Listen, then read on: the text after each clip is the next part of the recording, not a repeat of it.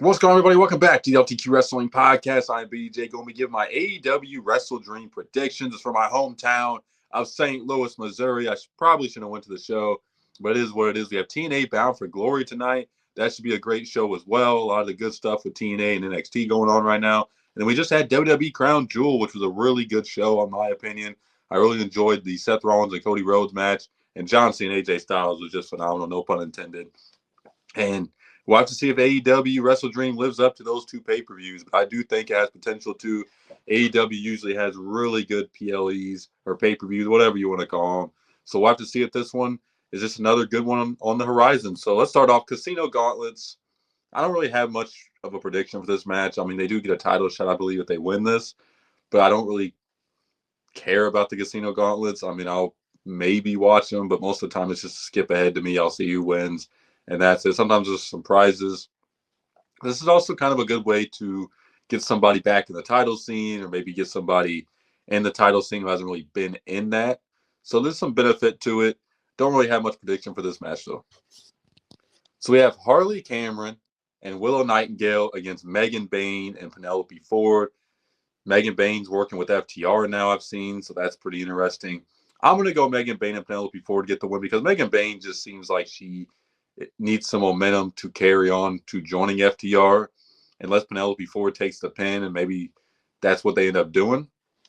But Harley Cameron and Willow are also very over, so it would not surprise me to be like, maybe they get the win. But I'm going to go Megan Bayne and Penelope Ford get the win, just because I just see, them having Megan Bayne get a lot of momentum right now. So we have Darby Allin against Jon Moxley in an I Quit match. We all know how this match is going to go. We saw the last match where it was just nonstop crazy spots. That's what Darby Allin's known for. Moxley does some crazy stuff himself. So I'm sure these two are going to put each other through hell. The winner, it's tough because, I just keep hearing Darby Allin's going to be AEW World Champion eventually, but I just don't know when they're going to pull the trigger on that. I know he's only been back for a month or two, but it's like you got to do it eventually. And, you got to get him a lot of momentum if you're going to have him do that. Obviously, him and Hangman Adam Page are both baby faces, so I don't really see him challenging Hangman right now. But, when's the quest going to begin for Darby Allin? That's one of his main goals, become AEW World Champion. So I do think Darby wins this. Moxley, would it surprise me to see him win? No. But we'll have to see. These two, I like Darby. I do think it's ridiculous, some of the stuff he does. I'm not the biggest Moxley fan. I just think Moxley is boring. And really, this whole Death Riders thing has just been completely ridiculous. I haven't honestly enjoyed it. But these two, get crowd reactions. Well, Moxley kind of gets more groans than anything at this point. But you guys know what I mean. Both these guys can draw you a little bit of money, I guess. Not a lot, but fans will definitely be interested to see what these two do to each other.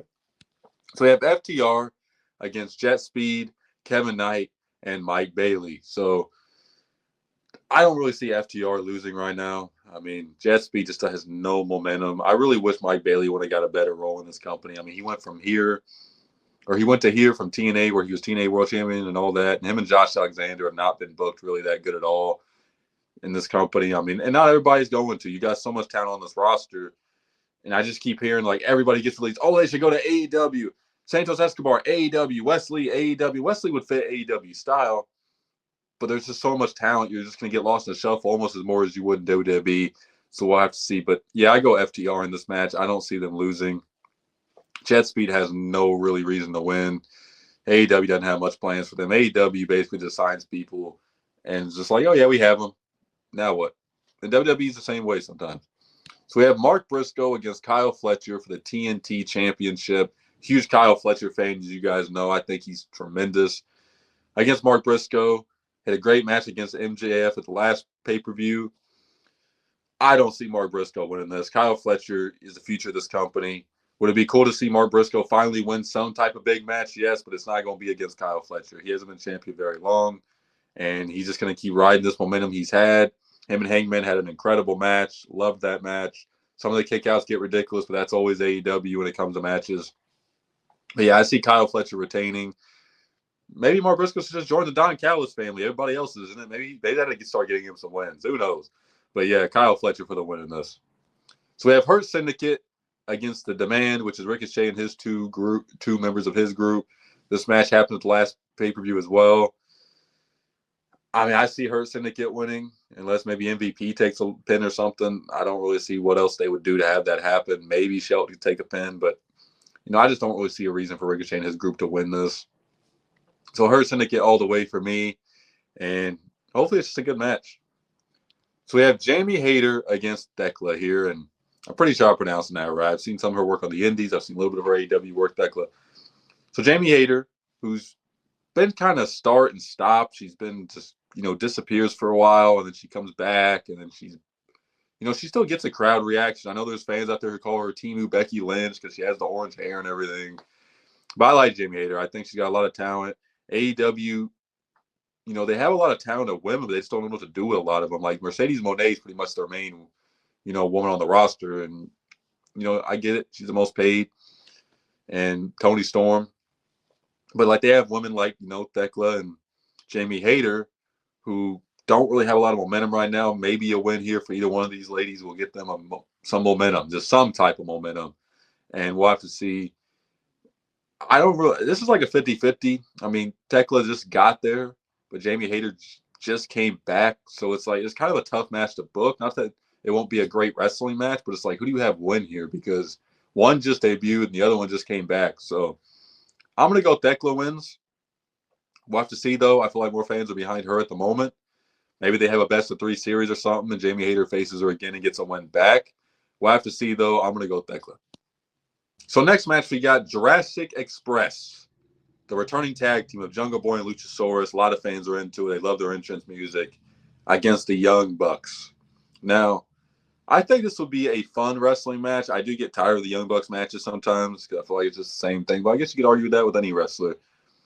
I think Jurassic Express get the win here. You reform them as a team. The Bucks, they take some losses. It ain't like they don't. I'm not going to say they never take losses. So I think Jurassic Express, I think this is for $500K as well, storyline-wise, because the Bucks are got all this money and everything put on the line. So I'm going to go Jurassic Express, get the win, and hopefully ride some momentum. Maybe they end up going for the AEW tag titles, if we're going to get into after this for the next prediction. But yeah, I mean, you have them reform as a tag team. It kind of sucked to see them lose first match back. So we'll see. So speaking of the AEW tag titles, Brodito are defending them against Takeshita and Okada, who recently were in a triple threat match at the last pay-per-view. This is tough because Brodito are an exciting team, but is AEW going to have them beat a guy they're very high on for the future of this company in Takeshita and Okada, who hasn't taken many losses? The only way I see this happening for a loss for Okada and Takeshita is if they get in an argument and one of them get rolled up or counted out or something like that. I don't really see them losing clean here. Maybe they have them, win the tag titles, hold it for a little while, and then they eventually break up and feud. It's interesting. I'm not sure how they're going to book this match. This is a very interesting one. I'm going to go Brodito retains due to a count out.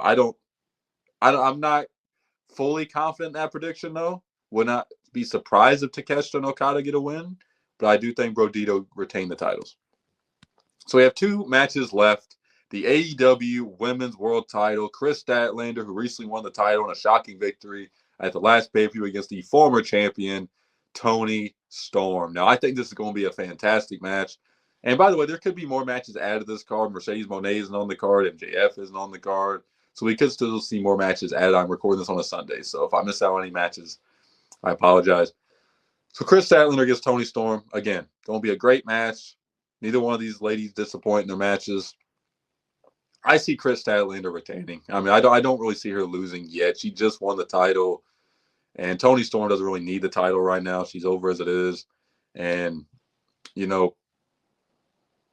I'm just happy to see AEW give someone else a chance. Because it's really just been Toni Storm, Mercedes Moné, and, I mean, there's probably someone I'm forgetting, but I mean, it's pretty much just been 2 or 3 women on the roster who've gotten really world titles, and that's it.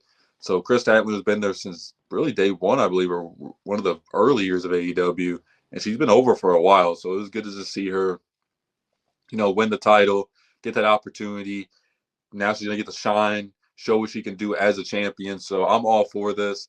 I do think she retains in a spectacular match and move on to some other feud and see what she can do. So the main evento, as Tears likes to say, Hangman Adam Page against Samoa Joe for the AEW World Title. Now, I know there's fans out there who aren't the biggest fans of Hangman Page as world champion. They feel like he's kind of Cody-esque, where he's just kind of cringe sometimes. And I'm not saying Cody's cringe. I'm just going off what a lot of other fans have said about him.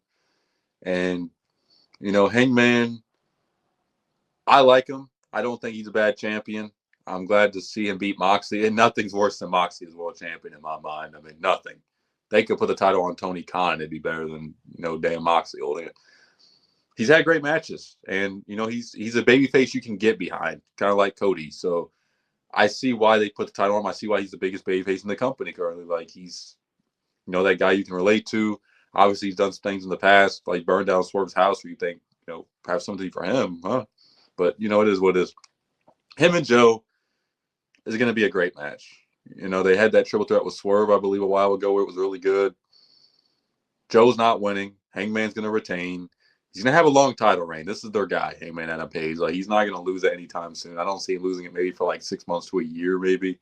Like, I just don't see it happening. Especially, like, you know, Joe was a great world champion when he held it. I like Joe's title reign, but I just don't see – I don't know if I see Joe ever being a world champion in AEW again. I know that's strong words. I just don't know if I see it. Could be wrong, though. Maybe Joe wins and I'm wrong. But, you know, him and Hangman's going to put on a show. Hangman never misses when it comes to his matches. Neither did Joe. And we'll have to see, you know, how this match ends. Maybe interference.